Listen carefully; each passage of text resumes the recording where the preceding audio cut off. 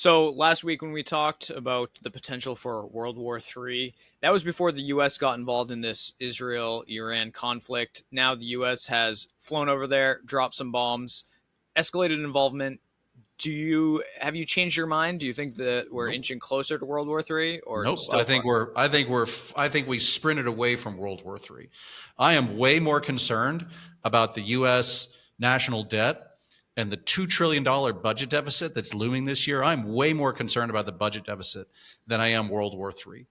And my reasoning is the same. Last week I said that it was essentially, can't say proxy war, but almost like a proxy battle between Israel and Iran. And the reason why is because the US supplies Israel with weapons technology, not necessarily America's best stuff, but good stuff.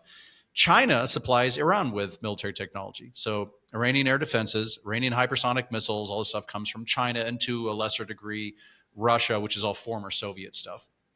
And so it was essentially a contest between US military technology and Chinese and Russian military technology. And it was just an overwhelming victory for US military technology. And that's why I said everybody that saw these F-35s, these Israeli variants of the F-35s come in and just bomb the hell out of Iran, every adversary nation said, I don't want that happening in my shores. I don't want that happening over my airspace. And then they sent the big guns, right? Then they sent the B-2s. And it's one of those things. I mean, it was a term that when I was in the military 20 years ago, and they started, they were about to invade Iraq, and I think it was Donald Rumsfeld. They were talking about the term was shock and awe. They were going to have a campaign of shock and awe. They were going to unleash like the full brunt of America's military technology, and people were going to be blown away. I think people were blown away. And when I say people, I'm talking about Vladimir Putin. I'm talking about Xi Jinping. I'm talking about Kim in North Korea. I'm talking about every adversary nation was absolutely blown away by the display of what they saw, where the people went, oh my God, these guys flew from freaking Missouri all the way, across the water, into Iran, bombed the hell out of these places and flew back. And nobody knew it happened until Donald Trump tweeted about it. This is insane. Nobody wants that over there in their airspace. And because of that, that's why I'm saying, I think we were moving away from World War III before. Now people are like, there's no chance I want to mess with the US. Right. And this was, I'm not saying this I'm not saying this as like a closet neocon who's like, yeah, let's go invade countries and regime change and all that. Again, I have so much scar tissue over this because of my personal experiences in, the Operation Enduring Freedom and all these things, back in Operation Iraqi Freedom back in the day, that one of the darkest days of my life was when Colin Powell went in front of the United Nations to make the case for the invasion of Iraq. And it was all based on BS, intel, whether he knew it or not at the time. Who knows? But everybody in the intelligence community knew it was BS. And I was an Army intelligence officer, and I knew it was. I knew it was all contrived. And it was a very, very dark day because I knew a lot of people were about to die. And I didn't expect it was going to last years. I remember there was actually there's a guy. His name is Tony. He's like one of the coolest guys I ever met. He was from Brooklyn. He was the head of this counterintelligence intel team, and I won't say his last name, but he's this guy from Brooklyn. He's one of these how you doing? We all thought he was mafia, and he was on the run from the mafia, so he joined the army. It's just one of those guys. He just had that personality too. And it's just one of these guys. You don't whatever you got a problem, you go to this guy and he's going to straighten it out. And I remember he was saying, this was the first guy in the early days of the war. And he's like, dude, this is going to be like World War II. Anybody who thinks this is going to be over in a couple of months is just kidding themselves. This is going to be like World War II. This is going to be years and years. And even he was wrong. He was one of the wisest guys I ever knew. And even this guy was wrong because it lasted 20 freaking years. And the rest of the world saw this American, the United States, the military that had been weakened by decades of war, just exhausted from decades of war, then weakened by completely idiotic decisions. The Biden administration comes and says, I know, let's completely humiliate ourselves with the worst possible withdrawal we could have out of Afghanistan, look like a bunch of, just look like a bunch of incompetent cowards was what they made America look like. And every adversary nation saw that. Every adversary nation saw the Biden administration go, we got to put cross-dressers and drag queens on naval vessels. everybody saw them. People said, what are these people? This is a joke. America's a joke now. And it emboldened all these adversaries where they thought like, yeah, we can stand toe to toe against these guys. And what happened over the weekend? They saw all of a sudden these B-2 stealth bombers come in and people went, oh my God, there's no chance we're going up against those guys. And that's before you think about the rest of, just even like a part of America's arsenal, the 75th Ranger Regiment, Delta Force, the naval firepower, all these other things that they have their capability at the just get a snap of a finger, and you got all of a sudden the 75th Ranger Regiment up your ass. Nobody's got a chance. Nobody's got a chance. And this was a reminder over the weekend that nobody has a prayer going up against the U.S. military. And I think people got to acknowledge, again, like I'm not one of these guys who's like, yeah, we should bomb everybody and invade everybody. I'm frankly the opposite. I like peace. I like harmony. I like prosperity. I'm way more concerned about the deficit, but I think it's important to look at things rationally and objectively. It's how I wish politicians would look at things. But I think it's important to look at things rationally and objectively. And I think one of the impacts of this is that nobody wants to mess with the United States. And as a result, you saw the Iranian foreign minister fly off to Moscow, crying and sobbing into the bosom of Vladimir Putin. And he said, please help us and give us weapons and armies and come and help us fight the Americans. And Vladimir said, there's no chance. There is no chance I'm giving you I got my own problems over here in Ukraine, by the way. And there's no chance I'm going, I don't want those B-2s. I don't want the Marines. I don't want any of these guys messing with Russia. Not going to do it. And so I think it's important to sort of acknowledge that. That's why I say it's clear to me that World War III, look, anything is possible. I think it's far less likely than it was even a week ago. And I thought last week was less likely. So again, I'm way more concerned about the deficit. I'm way more concerned about the deficit is the biggest problem. I guess the biggest concern is I'm way more concerned about the government's inability to solve problems. I'm way more concerned about their inability to even recognize problems, to be able to speak rationally with each other about problems and solutions, and then to go and solve those problems. That's my biggest concern. It ain't World War III.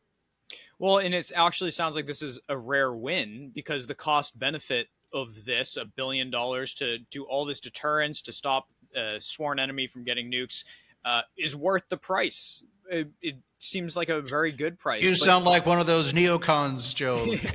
Well, and it's a very large contrast between prepping a ground force invasion and flying some planes over there. And that doesn't change, obviously, what happens to the other side. But from the perspective of the president, who, like you said, is supposed to protect the United States, that's his job. If he has to make some morally troublesome decisions, that's his job. That's the point of having a leader like that. His number one responsibility, to be fair, his number one responsibility is to support and defend the Constitution of the United States against all enemies, foreign and domestic. To bear true faith and allegiance to the same, take the obligation free without any mental reservation or purpose of evasion, etc. So people often say, they say, well, like my first responsibility is to protect Americans. It's actually not. Your first responsibility is to the Constitution.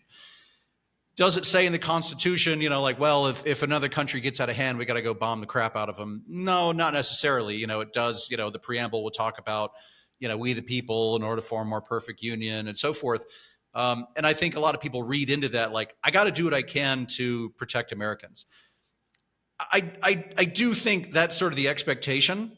I think that's in large part, nobody's going to elect a guy that says, you know what, whatever danger is out there, I'm not going to do jack about it. Nobody's a conscientious objector. I'm a conscious objector. We're never going to do anything to protect Americans. Come on, let's invite all the terrorists. And like nobody's going to win. With that's your platform. Like people, I think voters do have an expectation. You're going to keep me safe. You're going to keep my kids safe. You're going to keep my family safe. You're going to do what you got to do. But at the same time, my view is that every decision that you make as a politician should come after there is some discussion, some analysis of costs and benefits, risk versus reward. And I feel that too often that doesn't happen. You hear people say things, we're going to do blah, blah, no matter what the cost. We're going to do whatever it takes. And whenever you hear that's a level of fanaticism, and that for me, that's all I hear is that we haven't done any analysis on this to make that determination. So you pointed out, and I did this analysis with Grok. I said, okay, let's talk about how many bombs were dropped. What is the cost of each one of those bombs? What is the cost of flying a B 2 bomber? A B 2 bomber, you might want to know, for example, the flight cost is about $150,000 an hour. So if you go, 40 hours round trip between Missouri to Iran and back, you can do the math on that. And you can say, okay, here's how much it costs for one of those. Here's how much one of these bunker buster costs. They dropped X number of these. They dropped Y number of all these other different. You can actually calculate the direct cost of the engagement. And if you want to say, okay, just for added measure, how much does it cost to deploy a carrier strike group? How much does it cost to, for all these air defense that that the U.S. assisted with the Israelis? You can calculate all those costs. And so the analysis that I did with Grok was, if you want to be on the kind of the upper end of that, which would leave you some extra, kind of contingency money, some, in case something happens, some extra cash, you could round it up conservatively to $1 billion. So it starts with the benefit to say, is there a benefit in making sure that Iran doesn't have a nuclear weapon, to at least temporarily disable their ability to create a nuclear weapon? Is there benefit in that? I think somebody would be very hard pressed to make an argument that there's no benefit in that, right? I mean, I think even your Bernie Sanders and all people carrying around now the Iranian flags in the streets. I mean, even those guys would probably have to admit, like, well, there's probably some benefit in Iran not having a nuclear weapon.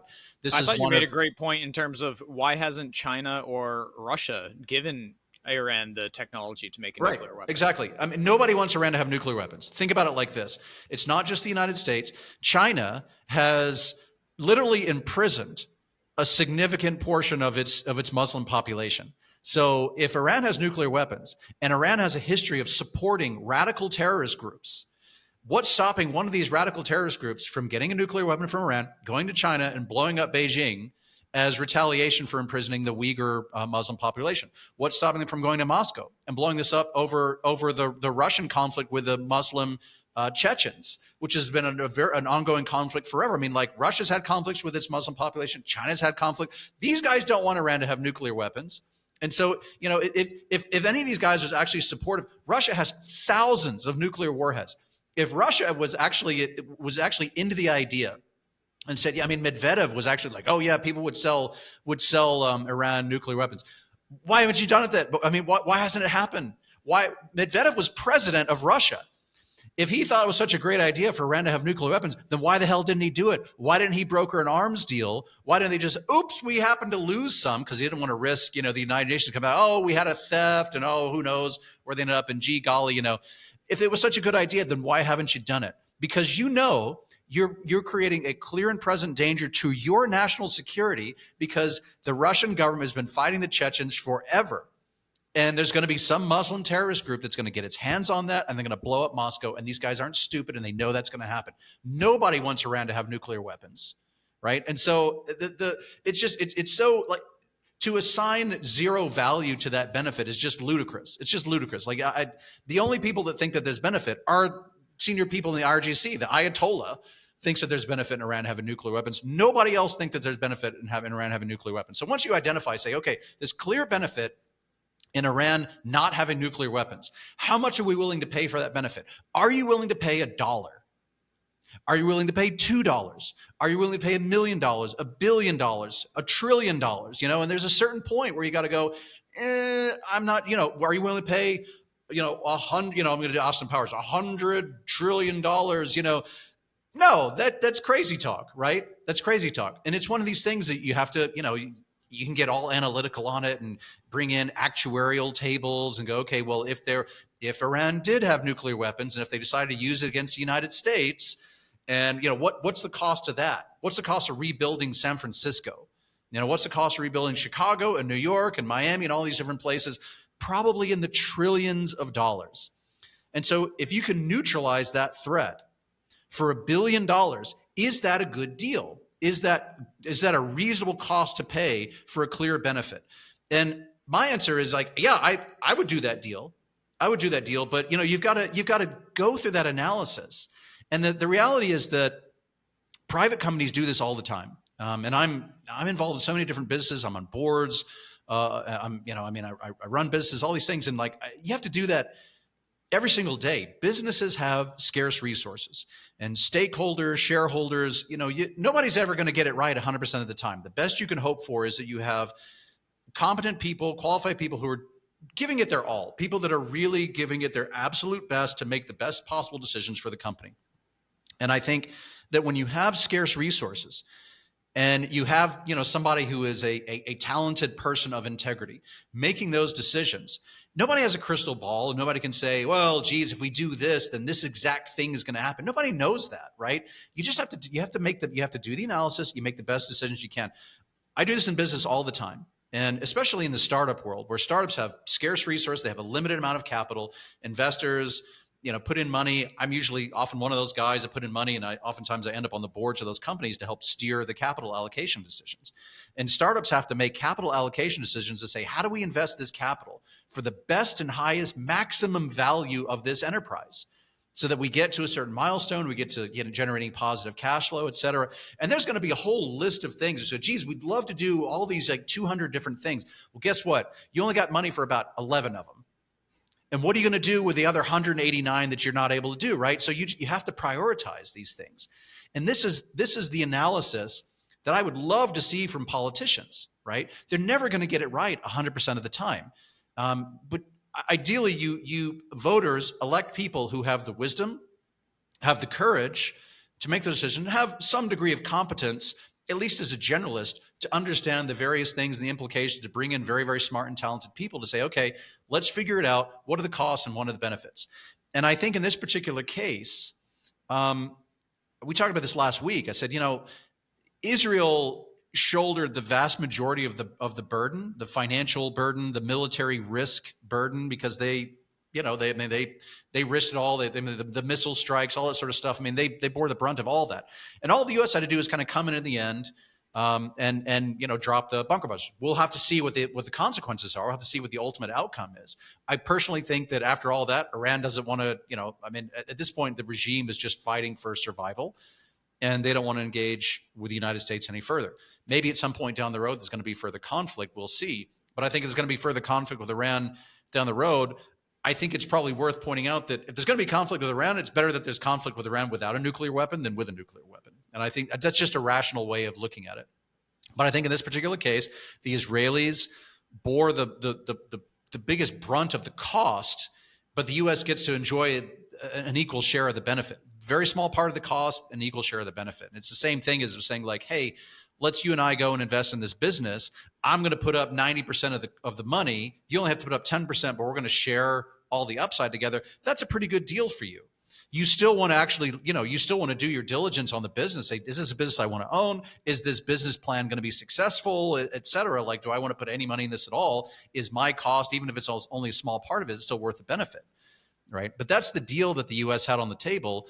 And I hope that they actually went and did that. I hope they went and said, hey, geez, the Treasury Secretary showed up and said, oh, hey, guys, there's only $1 billion in cost here.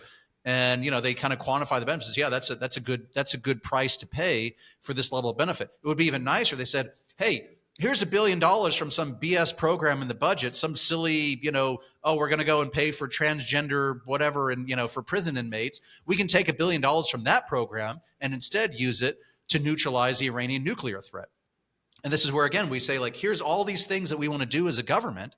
And where does neutralizing an Iranian nuclear threat rank in that list of priorities? And if it's high, unless it's dead last, there's going to be something else that you can pull out of the budget to pay for it. And the issue is, I just don't see them doing that. I think you've got a government that thinks that it has infinite resources, and they need to start acting like they have scarce resources. Well, speaking of those allegedly infinite resources, we discussed recently how the timetable, you said the deficit is much larger of a concern. And we were talking about how the timetable on this coming to a head for a crisis is about 8 years, because in 8 years, in 2033, that's when Social Security's main trust fund runs out of money.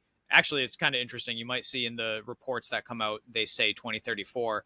That's them imagining putting the trust funds with Medicare and Social Security together. And then, so if you read into it, it's 2033. 2033. The actual, because they can't do that.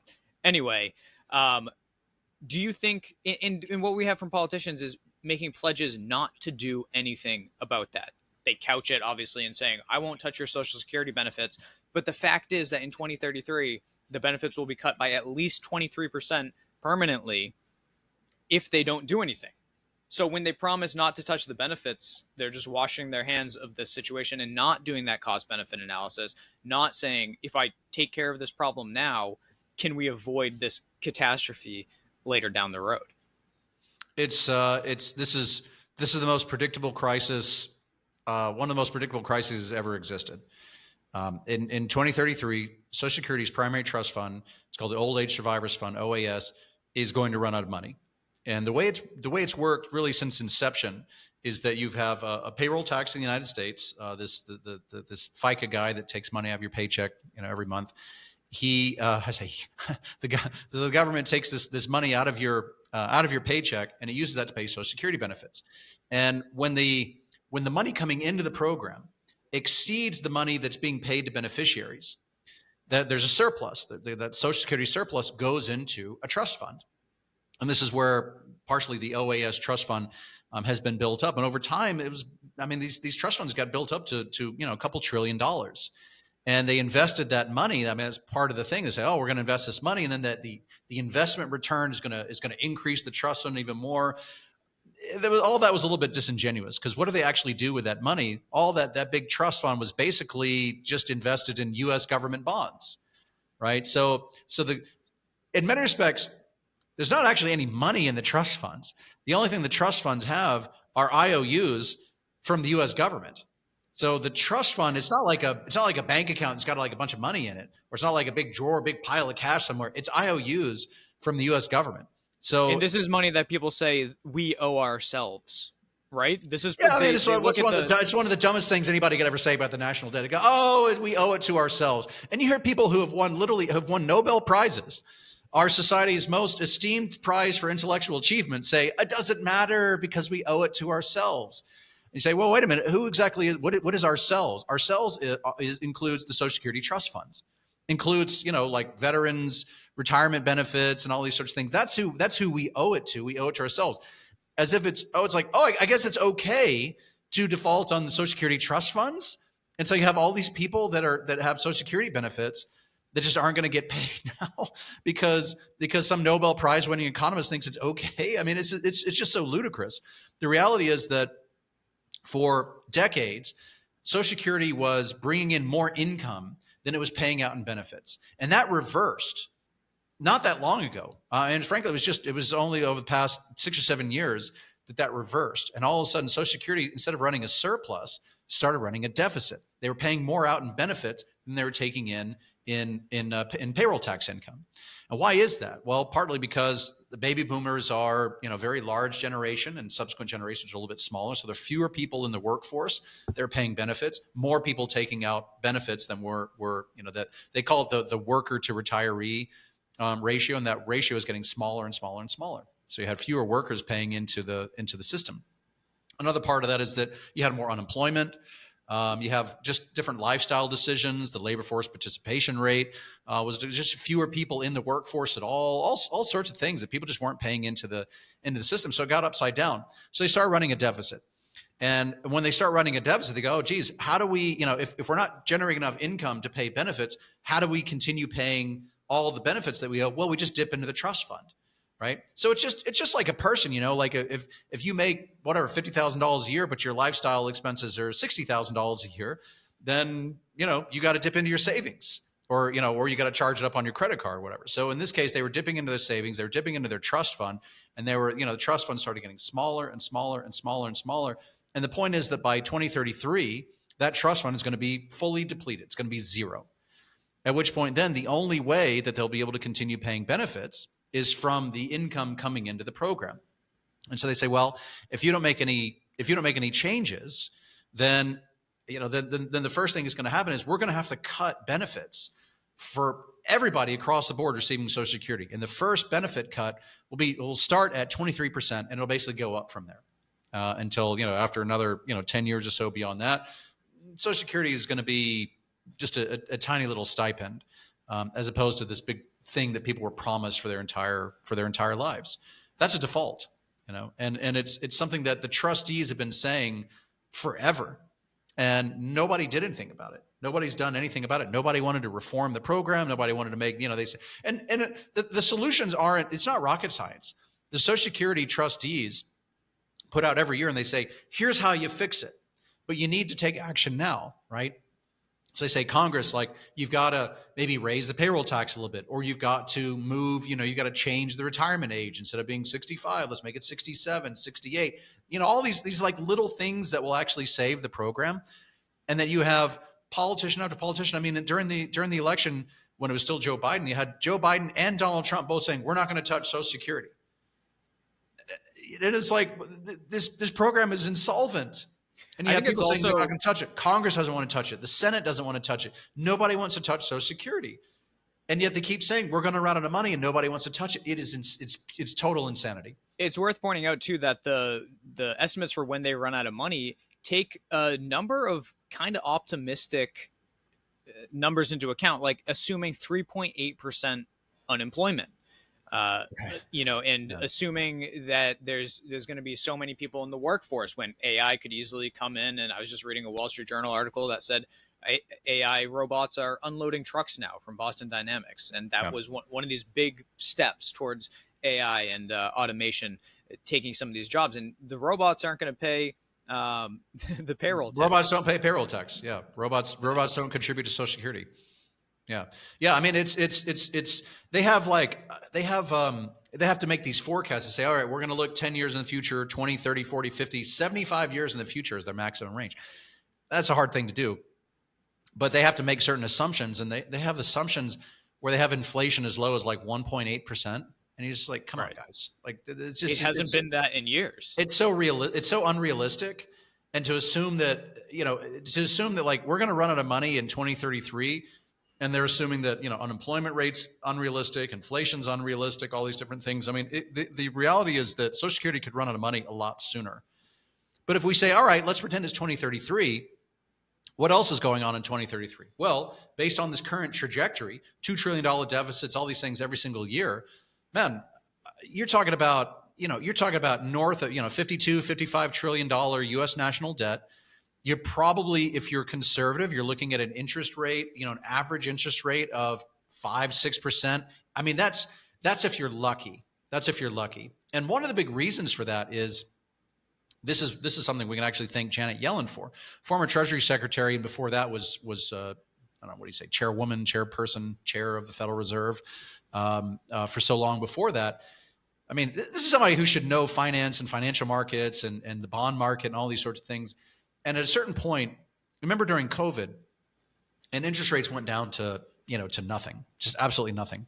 And the Treasury Department, when Yellen was Treasury Secretary, could have basically refinanced most of America's national debt to 30-year bonds and locked in these like ultra low yields, 1.5%, 2%, 2.5%. I mean, they were lower than that, but I mean, just to average it all out, they could, she could have been selling 10-year debt, 20-year debt, 30-year bonds, and basically refinance all. And so to lock in these like super low interest rates, just like a lot of people did with their mortgages. People are buying houses or refinancing their mortgages during the pandemic, getting like 2.7% APR mortgages. And the U.S. government had the same opportunity. Did they take advantage of that opportunity? No, they did not. Because Janet Yellen said, no, we're good. We like our average maturity. So as it was, essentially the average U.S. government bond would mature in about 5 years, 5.5 years. She said, no, I'm totally fine with that. She could have extended it to 10 years, 20 years, and locked in those super low interest rates. Didn't do it. And now what's happened is they rotated towards the end of the Biden administration. They started selling this super short-term debt, 6-month, 12-month, 2-year, 3-year debt, 5-year debt. And so because of that, you have basically the vast majority of the U.S. national debt is set to mature and has to be refinanced over the next few years. Well, guess what? Interest rates are going up, not down. So the U.S. is going to have to refinance the vast majority of its national debt over the next 8 years, this horizon that we're talking about. So you could easily see an average interest rate on the U.S. national debt by 2033 at 6%. And 6% would be optimistic. People that are old enough to remember in the 90s, I mean, we're talking about, dot-com boom, the economy was on fire. Everything was great. I mean, the government was actually running a small budget surplus. It was the everything was awesome economy, and interest rates were still north of 6%. Right. So you're talking about a kind of an opposite view where things are rough. It's difficult. National debt's going up, massive deficits, all these things. You'd be lucky if you were paying 6% at that point. So if you take $50 trillion, $55 trillion at 6%, you're talking about probably 40 to 50% of your tax revenue just to pay interest in 2033. And oh, by the way, that's the same year that Social Security is going to run out of money. What are you going to do? And it's so predictable because the Congressional Budget Office is telling you this. The Social Security Administration is telling you this. Everybody's telling you this. And what are they doing about it? Absolutely zero. Absolutely zero. So I'm way more concerned about that than I am World War III. And I think that's a completely valid position to take. Everybody's kind of worried about, oh, we're going to get into some kind of whatever. Like, man, the absolute most predictable crisis on the planet is Social Security going bust and the U.S. having to pay 40 to 50% of tax revenue just to pay interest, and it's 8 years away. And you have 537 people in Washington, D.C. that aren't willing to do anything about it, and that's a huge problem. So how does that problem actually manifest in our lives, though? What does that actually look like? Why is that a problem to everyday Americans? Like, so what? The government has to borrow more money. They've been doing this for years. Great. Who's going to loan them the money? Are you going to loan them the money? No. Are you going to do it? You're going to, I mean, anybody thinks it's not a problem. It's like, get your checkbook out and write a big check to the federal government, right? Let them borrow from you for like 5 years. Nobody wants to do that, right? The reality is, and first of all, there's not even enough private capital among individual investors. Where are they going to get that money from? Well, where have they gotten the money from for so long? They've gotten a huge part of that national debt they've gotten from foreign governments and central banks and foreign commercial banks and funds and so forth. A lot of that money's come from foreigners. If you look at sort of essentially the fixed rate marketable U.S. government debt, about half of that is owned by foreigners.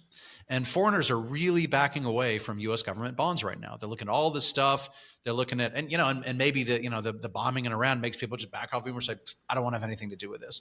The Liberation Day, the tariffs, the trade war, all that stuff. People are just sick and tired of it. They're looking at $36 trillion national debt. They're looking at the trajectory. They're looking at Congress not taking it seriously. And they're saying, I don't want to have anything to do with it. Why would I continue to buy U.S. government bonds? And so if you lose, that's half of your lending pool.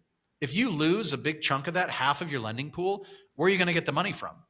You start running out of options.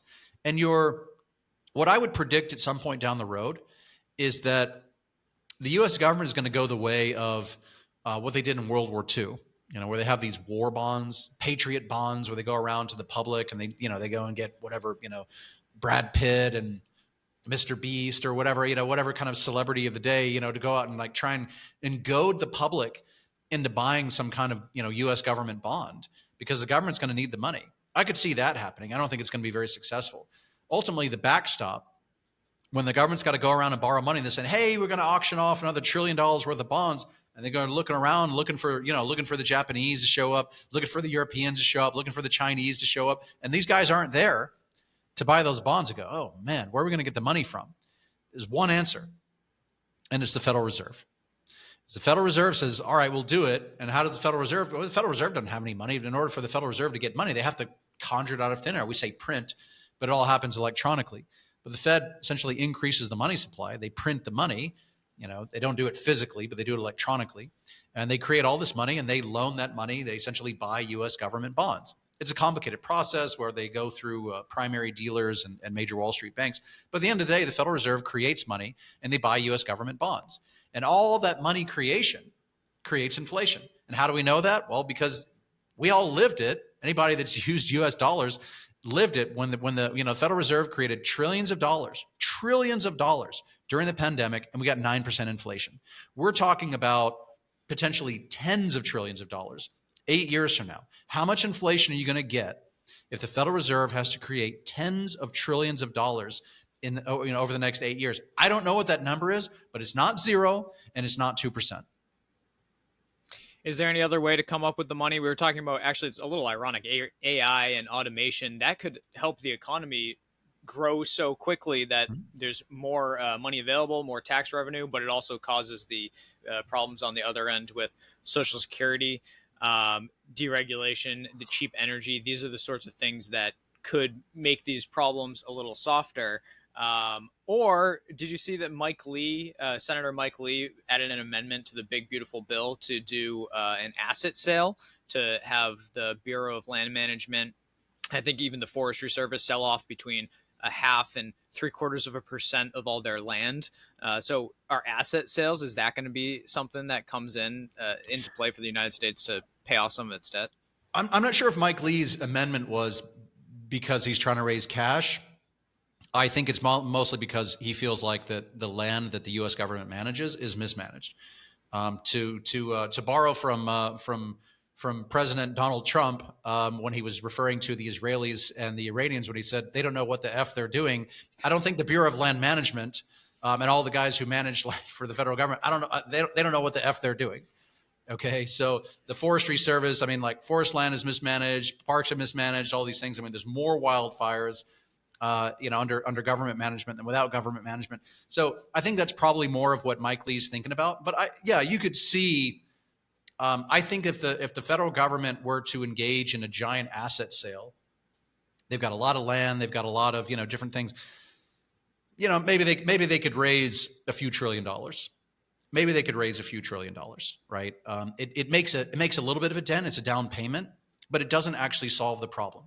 What solves the problem is, number one, taking it seriously, acknowledging that you have a problem, having rational discourse about the problem, having rational discourse about solutions, and then finding compromise. And they're not doing any of that. But I mean, if you cut, and we talked about this before, the magic number is around $300 billion. If you can find $300 billion within the budget to cut, and that number, under this big, beautiful bill, may be actually a little bit higher than that now, maybe even $500 billion. But you got to find in the hundreds of billions of dollars to cut. And if you can do that, you stop the bleeding. You stop the bleeding. Your debt to GDP level stops going up, and you kind of arrest that continued increase in that. And then the next phase of it is absolutely is deregulation. You've got to make it easier for people to do business. You shouldn't have 10,000 regulations just to open up a restaurant. You shouldn't have to abide by hundreds of different agencies just to do very simple little things. So if deregulation, I think, plays a very big role in regulation in general. It keeps cost high, and it makes people less free. I mean, we talked about this before. I mean, that's my view, is what Liberation Day should have been, is liberation from all these ridiculous regulations at the state, federal, and local level. And so that's a big part of it as well. And then you have technology. You've got, small modular reactors in terms of nuclear technology. You've got AI and robotics and all these things together that dramatically increase productivity. So you've got a faster growing economy. You've got an easier environment in which to do business, and you have some spending discipline. That's how the U.S. gets out of this. Unfortunately, very few people are taking that seriously. And the people that are taking that seriously are being attacked. They're being mocked. And so it starts with, kind of back where we started with Israel and Iran. I think there's a lot of people that say, I don't want to have any more foreign entanglements. This is like way too expensive. And like, I understand that view. I lived it firsthand the first time around, and I'm very sympathetic to that view. I'm also very sympathetic to somebody that feels a responsibility to ensure that Iran doesn't have nuclear weapons. And I do feel like, honestly, that there is benefit in that. I would definitely assign some positive benefit to that. And if they can do a cost-benefit analysis and say, we can make this huge threat go away for $1 billion, that's a sound deal, right? There's always going to be people who say, no, you're going to get it wrong. I mean, in the early days of the United States, the government used to do extremely intelligent deals. The Louisiana Purchase was $15 million, right? In today's money, or is no, back then? No, back then. Okay. But in today's money, I mean, even It's still, a few billion.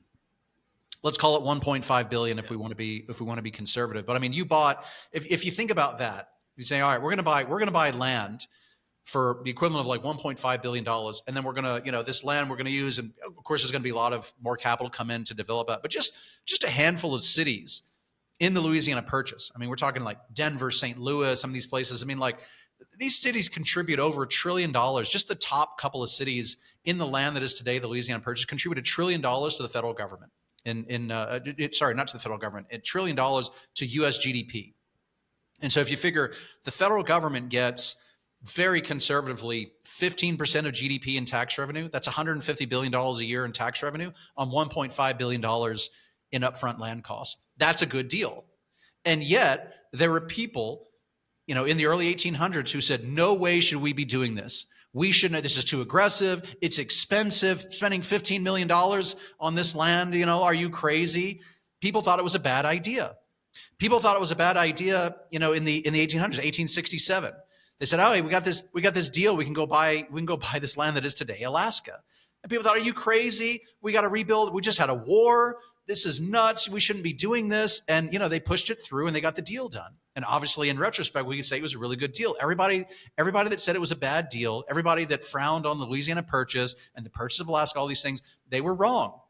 And the government ended up being right. You never have 100% certainty about the future and how is this going to turn out. But the point is that you got to do a cost-benefit analysis and try and make sensible investment decisions about how are we going to deploy scarce resources. And it starts with acknowledging that you have scarce resources, that they're not infinite.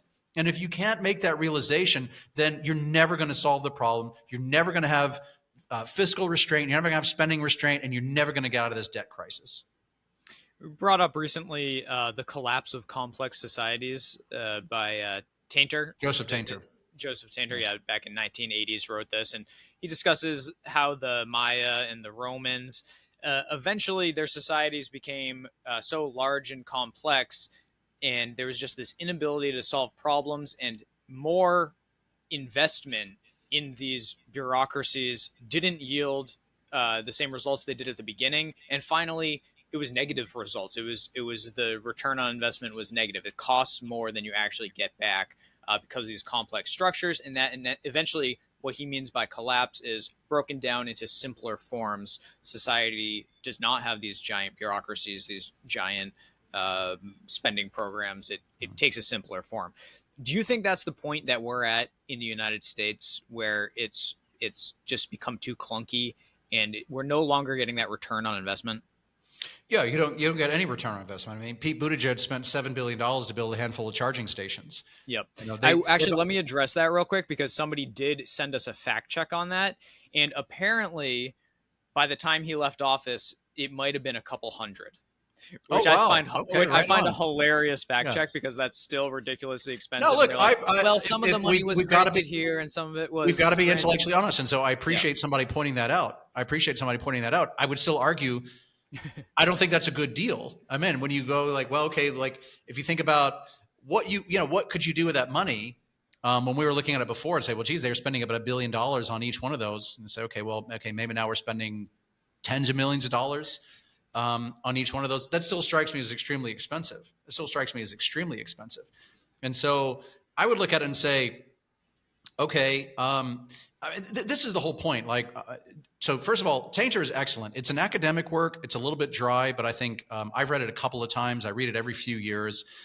Joseph Tainter, it's excellent. The other one we were talking about earlier was actually it's ironic. We were talking about Rich Dad, Poor Dad, and how does that possibly apply to this conversation? I was very fortunate to read that at a relatively early age. It got me started in my career. Really kind of inspired me to do a lot of different things. I've been very, very fortunate in my life that over the course of my life and the successes that I've had, I've been able to become very close with Robert Kiyosaki. If people haven't read Rich Dad, Poor Dad, I can't recommend it enough. And one of the things I remember, I grew up in a very lower middle class household. It had all of these almost tropes of the way that people that aren't very successful think about money. And I remember one of the things that he was talking about how his rich dad used to think about money, and it was never really a question of can I afford this, was how can I afford this? And that's the mentality. Like, I would love to see a politician step up. And I was talking about this, how when the president was giving his remarks on Saturday night, he had the vice president behind him, he had the secretary of state behind him, he had the secretary of defense behind him. He did not have the treasury secretary behind him. right? And yeah, it's a little symbolic thing. I don't make that big of a deal about it. But the point is that Treasury Secretary has probably not been involved in these discussions. And I would love to see a politician just articulate, say, this is a country that despises us. They want to build nuclear weapons to completely obliterate us. I feel a responsibility to make sure that doesn't happen. Can I be 100% certain that this is going to be a great course of action? No, of course not. They couldn't be certain about the Louisiana Purchase. They couldn't be certain about the purchase of Alaska. They couldn't be certain about a lot of things. But we've really done an analysis here. And we think overall this is going to cost us $1 billion. And not only that, here's how we're going to pay for it. We have all these other things that we're paying for. And hey, the Treasury Secretary found all these stupid, idiotic programs where they were just shoveling money out the door for causes that we shouldn't be supporting. And we're gonna claw back some of that money, and we're gonna use it to make sure that Iran doesn't have a nuclear weapon, because we think that's a better use of those funds. And basically it's the how can I afford this mentality. Do I think it makes sense that Iran doesn't have nuclear weapons? Sure. How do we afford that? How do we pay for that? And that's the thinking that starts with, I don't have unlimited resources. I have scarce resources. The unlimited resource is here. This is the unlimited resource. It's in our brains, it's our minds, our human creativity that AI doesn't have, right? And this is the unlimited resource. We don't have unlimited capital. They can't, there are consequences. The Federal Reserve can go and print unlimited quantities of money, and that's going to create massive amounts of inflation. In real terms, you don't have unlimited resources. You only have unlimited creativity. And I would just love to see somebody step up and say, here's how we're going to pay for it. Here's the benefit, and here's how we're going to pay for it. And it doesn't happen because you just don't have, I think, that level. You don't have the acknowledgement that you have scarce resources. You don't have the acknowledgement that we have these huge problems to solve, even though the Congressional Budget Office is telling you, Social Security Administration is telling you, all these people are telling you that you have this problem. They put it in black and white, and you still don't take any steps to solve the problem. Again, it's a crisis in the making. It's going to be really, really, really sad if and when it actually comes to fruition. And speaking of scarce resources, the US dollar, if it can just be printed, is not a scarce resource. And we've started to see this happen with foreign central banks not wanting to lend more money to the United States, because looking at the way it makes decisions and saying, is this a secure person to lend to? Are they actually going to be able to pay this money back with all these crises on the horizon, and just the way that they think about these things? And so they're moving into more secure assets, things that are actually scarce, things, gold, obviously. Do you think that foreign central banks, in addition to buying gold for their reserves to replace some of their dollar reserves or just fiat currency in general, do you think they would go into other real assets and try to secure those scarce resources? Yeah, you definitely had a lot of foreign central banks getting out of the dollar, or at least reducing their dollar holdings. That's been obvious, and it's not hard to understand why. You have foreign governments and central banks that are looking at the United States. The U.S. is constantly now threatening them with tariffs, threatening them with sanctions, all sorts of things. And the analogy that I made in some time ago, months ago, in some previous episode we did, was like, just imagine you put your money in a bank, and your banker's calling you up all the time saying, Joe, I'm going to freeze your money. I swear to God, I'm going to do it. I'm going to freeze your money. I'm going to freeze your account. You probably wouldn't keep putting money in that bank, and so at a certain point, maybe you don't withdraw all of your money. Maybe you withdraw some, and that's basically what foreign governments and central banks, they've got this counterparty they've loaned money to that has all these huge fiscal problems, this fiscal crisis coming up. Nobody's taking it seriously, and they're constantly threatening all of their lenders with tariffs and sanctions and all this kind of stuff. And so people go, you know what, man, like, I don't need this. I'm out. This is ridiculous. I have other options now. You know what? I do a lot of business with China. I can trade with China. I can use their currency. China's willing to use my currency. I have other options other than using US dollars. And so as a result, you have foreign governments and central banks saying, I'm making a conscious decision to hold fewer US dollars. And what that ultimately means is holding fewer US government bonds, holding less US government debt. And with fewer lenders, that's a really big deal. So what we saw is foreign government central banks selling off their bonds or letting their bonds mature and taking those dollars and saying, well, what am I going to do with these dollars now? I'm going to buy gold. Why gold? Yeah, sometimes they bought euros and they bought some other currencies, but they bought gold. And the reason why is not because they're gold bugs, not because they have some emotional fanaticism or fixation on gold, but because they understand that gold is a universal asset. It is a strategic reserve asset that's held by virtually every central bank, not all of them, but every central bank and government on the planet. No central banker, I said this many times, no central banker has ever been sitting there with a gold bar going, man, how am I going to get rid of this gold? They know that that gold has value everywhere in the world. And that's why they buy it. And they buy it irrespective of price. They don't want to be crazy. Then, if gold went up to, $50,000 tomorrow, they're not going to be like, oh yeah, we're going to load up on that. But they're not concerned if gold's 3,500 or 3,300 or 3,100. They're not really concerned about that because it is a strategic asset for them, right? And so this is essentially what's been driving this. We've been talking about this for God, I don't even know, a year and a half, 2 years. I mean, I think even since 2023, we've been talking about this, the idea that central banks are buying gold, and that central bank gold demand, they're plowing hundreds of billions of dollars into the gold market. That's what's driving the gold price up. Right. And so they're going to continue to do that. I think that trend is clearly continuing. You can see this in some of the data, and central banks make these, they put out these reports from time to time about how much gold they're buying. And you can see there's a lot of demand at the central bank level for that. That's before you get into the hedge funds and the trading algorithms. They're going to see that trend and they say, oh, we should buy gold too. Right. But what that's done is you got gold price going like this.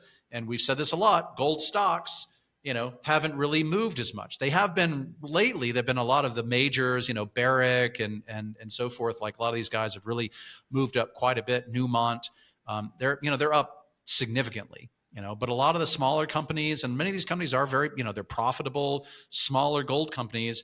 Some of these, we have some of these. This is what our investment research focuses on. I just have to say, some of this stuff. We have one of these. How much was it up? Like 3x over the last year or something like that. It's insane, and it's still undervalued. This is a company that's tripled in value. We brought it to the subscribers of our investment research a year ago. We said, hey, we think you should get into this. This company makes a lot of sense. It's super undervalued. It's your call, but we think it's really undervalued. People get into that. They're up 3x. It was up 40%, something like that, just in the last 2 months. Yeah. And it's still and it's undervalued. Not even, and right, exactly. I was going to say, usually when you get 3x on your money, it's maybe just take the gains. But on this one, it's it's still undervalued, could it right? do 10x? We're looking at silver companies that are undervalued, platinum companies that are undervalued, oil companies that are undervalued. And it's, they're not the majors, because when people realize, they go, oh, geez, wow, gold's going through the roof and gold companies are cheap. The first thing they buy are the majors. They buy the biggest companies in the gold space. So they'll buy Barrick and Newmont. They'll buy Exxon Mobil. They go, oh, wow, oil's kind of cheap right now. And oil actually is cheap right now, adjusted for inflation, adjusted for production costs, et cetera. Oil is cheap. And so when people see that and they think, well, this is going a lot higher in the long term because of X, Y, and Z factors, et cetera. We should get into oil in another episode. The first thing they do is they go and buy the majors. They said the majors are undervalued, and they get to the smaller companies. That's kind of, sort of towards the end. And so I think that your original question was, central banks are buying gold. Do we think they buy some of these other strategic assets? And the answer is yes. And the reason I know that is because they already have. This is just a matter of history. China has bought everything from, farmland to copper mines to, all sorts of things. They're looking at what are strategic assets. Food is a strategic asset. Water is a strategic asset. Copper is a strategic asset. Energy is a strategic asset. They want to get a hold. They obviously have a lock on rare earths. Uranium, is a big deal for them, because China's going just full blown into nuclear power because they get it. They understand. They go, hey, it'd be nice if we could clean up our environment, and nuclear power is actually very beneficial for that. If you care about air quality in Beijing, then you want to go, in on nuclear power. The thing is, for them, they're more concerned about being reliant on oil. They're more concerned about being reliant on U.S. shale. They're concerned about, obviously right now, the Iranians are going like, oh, we're going to close the Strait of Hormuz. 50% of Chinese oil supply goes to the Strait of Hormuz. That's a really bad deal for China. China's going to be seriously pissed if Iran actually closes the Strait, if they actually follow through and close the Strait of Hormuz. It's going to infuriate the Chinese. And so they feel like, we don't have easy access to oil, so we've got to get a hold of something that we can control. That's nuclear power. That's why the Chinese are going all in on nuclear, because it makes them independent from oil-producing countries, including the United States. They don't have to rely on anybody else. And so this is actually talk about cost benefit. That's a very, very smart thing for them to do. But it is a strategic asset. And this is the way that I think makes sense to think about investing, if you're looking at a world where in 8 years, the US is going to be at this massive fiscal crisis, if they stay on this current trajectory, Social Security is going to run out of money. They're going to be paying 40 to 50% of their tax revenue just to pay interest on the national debt, $55 trillion national debt. The dollar is probably not going to be the global reserve currency anymore. And in an environment like that, everything's different. Everything changes. People have to, it's like when the entire rules of global finance change, you got to think about things a little bit differently. And so what are the things that really matter in an environment like that? And we've talked about this a lot, in other areas when everything's great, everything's booming, it's always kind of like consumer oriented stuff that does really, really well. You go all the way back to the 1920s and, it was the roaring 20s and everything was great. Like the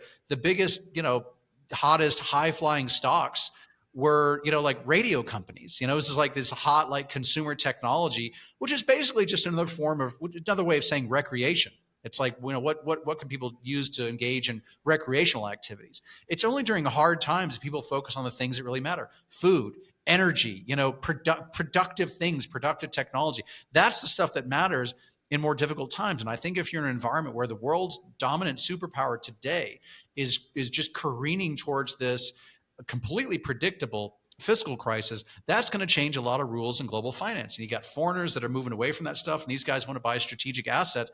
It literally deploy trillions of dollars in strategic assets. What are those assets? Gold, silver, energy, platinum, rare earths, uranium. These are the things that really matter, because it's the things that any society needs to just function. The most important resources, and again, that includes technology, includes food, and includes, vital resources. That's the kind of stuff to invest in. I think it makes a lot of sense. It stands the test of time. These types of resources performed the best during the 1970s era stagflation.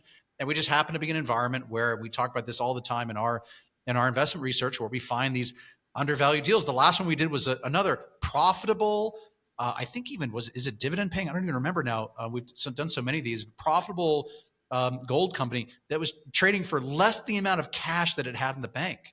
I mean, talk about undervalued. It's just completely absurd. It's just absurd, right? And so these are the kinds of opportunities that are out there right now. Companies that produce these resources profitably, and these resources have this trajectory where they can really go up quite a lot in value because they're receiving trillions of dollars. They're just at the nascent stages of receiving trillions of dollars worth of capital flows. It's a trend that's really, really worth paying attention to. And just one more question while we're on the topic. This came from a reader. They're asking what it would take for this gold thesis to be wrong. And I guess in a broader way, what would it take for this entire real asset thesis to be wrong? It's two different things, right? The gold thesis is a little bit different. I think gold is a real asset because it provides a valuable function, and that it's a store of value. It's a strategic reserve asset for foreign governments and central banks, and that has value. For the gold thesis to be wrong, the U.S. would really have to get its act together and do so quickly. They would have to show that they're serious about Social Security, they're serious about the budget, they're serious about deficits, they're serious about growth, and they just start doing the things that we talked about. If they do that, then suddenly central bank's going to look around and say, okay, geez, like Europe is a disaster, all these other places, what, we should probably get back in and invest in the United States. I don't think it would take a whole lot of convincing. But the U.S. needs to get on the right trajectory, and right now they're not even considering that. You're saying they would sell gold? The central banks would start selling their gold and getting back into the U.S. dollar, or I don't know that they would really start selling. Like, I don't think they would start dumping it. Like, I don't think you would see this like massive nosedive in the gold price.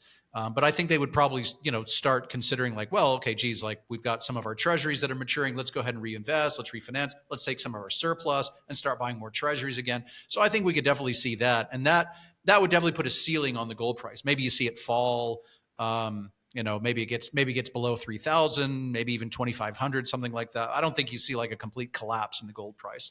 And you're talking best case scenario, essentially the U.S. turns itself around as like we're deregulating, we're balancing the budget. We're going nuclear, we're going in on nuclear power, all those things that, that would actually make it happen. The deregulation, the cheap power, the productive technology, the cutting the costs, all those things. They'd have to do all those things. And then foreign governments would go like, all right, yeah, that sounds good. Let's get back on board with the American train. Maybe it happens. we'll have to see. Time will tell. But I'm not going to hold my breath.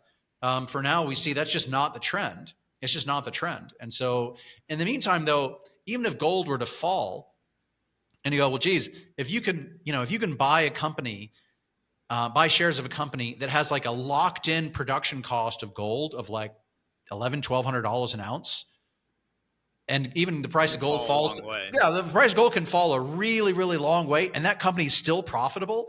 You've got some of your downside covered. In the same way,